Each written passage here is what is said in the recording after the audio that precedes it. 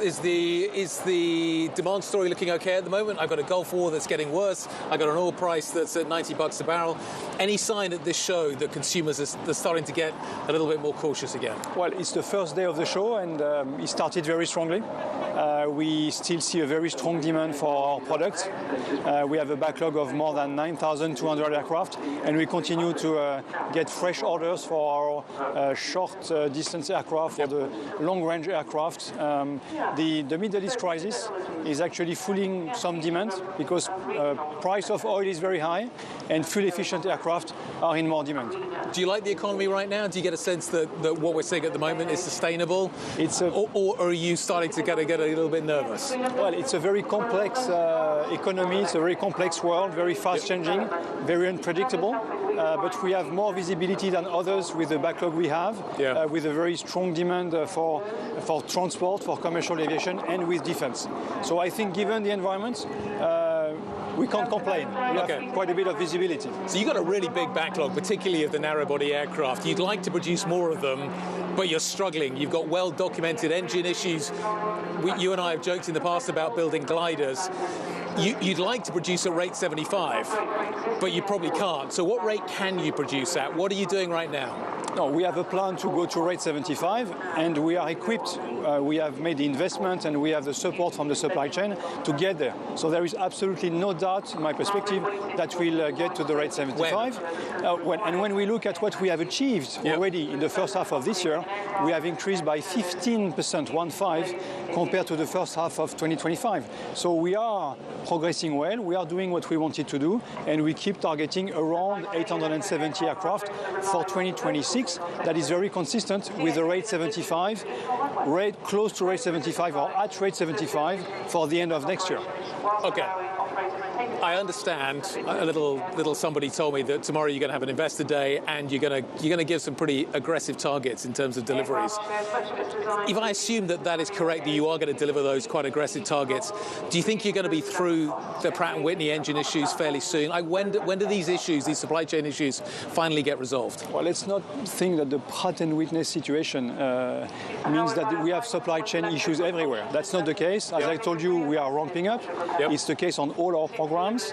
We have given already targets in terms of rates for the 320, rate 75, for the A350, rate 12, for the 330, rate 5, and for the 220 as well. So we are on the ramp-up everywhere, but we are consistent, we're in line with our ramp-up objectives for this year, and we intend to continue to stay in line with our objectives, so delivering to our customers. Let's talk about the story that everybody's talking about here at Farnborough, and that is, when does the next generation of narrow-body arrive? I spoke to your friend in Seattle a little bit earlier on. He told me that Boeing's probably looking at the back end of next decade.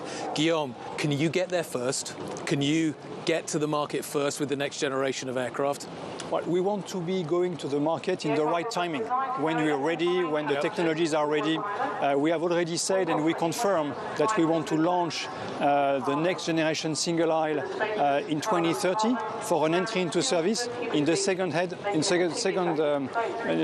part of the next decade. Okay, so that's a bit more than 10 years away, which in our time frame is almost tomorrow. Yes. So we're preparing the next generation of single aisle. It will come with a fuel burn benefit of around 25%, which is contributing to what we were discussing at the beginning. Is that open fan rotor technology? Well, we have to decide on a number of technologies. We are not at the point of deciding. That will be the next couple of years. And indeed, an important choice is whether we maintain the traditional now gear turbofan, or if we go for an open rotor, which has better fuel efficiency, but comes with other type of risks. So we are assessing those risks at the moment. What do you think? We'll see. Okay. We have to be fact-based. Okay. Let's talk about jet fighters. Europe wants to produce a new generation of jet fighters. We have the FCAS program, which you were part of, and we've got the GCAP program. The FCAS program you're no longer part of. When do you join the GCAP program? When are you going to make that decision? Well, it's slightly more complex, actually. We're still part of the Future Combat Air System. That is more than a sixth-generation plane. But indeed, the sixth-generation plane, as it was structured at the beginning, is no longer there. So we have to find a way forward to the next sixth-generation fighter for Europe. At Airbus, we want to continue to be part of it, therefore your question. But again, FCAS is a broader thing. And the French president and the German chancellor have decided last week to continue to work together, for instance, on the network, on the so-called combat cloud. That is so important for connecting the different things that will be flying in the air and in space. So FCAS is more than a plane, it's also a plane, and we have to find a way forward. Governments are working on it. So you're still part of FCAS? Of course, we're still part of FCAS. So you will stay there. You won't. I'm seeing your good friend over at Leonardo tomorrow morning. Do you think he's talked about the fact that maybe you could join the GCAP program? Again, FCAS is a broader thing than the sixth generation fighter. We have to find a way forward for the sixth generation fighter. It's mostly the decision of governments to decide with whom they want to partner. We will serve that project anyway for Germany and Spain, as we are the industrial partner of Germany and Spain for the sixth generation fighter. What do you think about, can Europe rearm without the Americans?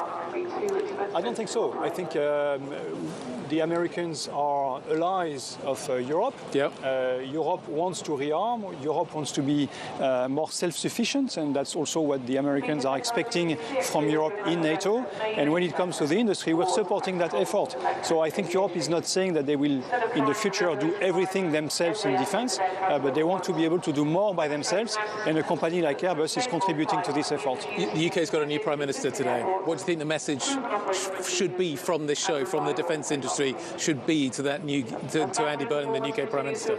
We wait and see, and we'll be discussing with the Prime Minister when the Prime Minister is appointed. Okay, but do you think the UK, what are the priorities you think that he should be looking at? Well, the priorities for the UK, I think, when it comes to defence, are similar to the priorities of Europe: better contribution to NATO, to the security of Europe, and the willingness and the ability to work through partnerships. Because defence is an industry that works at the right scale, and obviously Europe, the EU needs the UK and vice versa. Do you think we can get the 5% defence spending?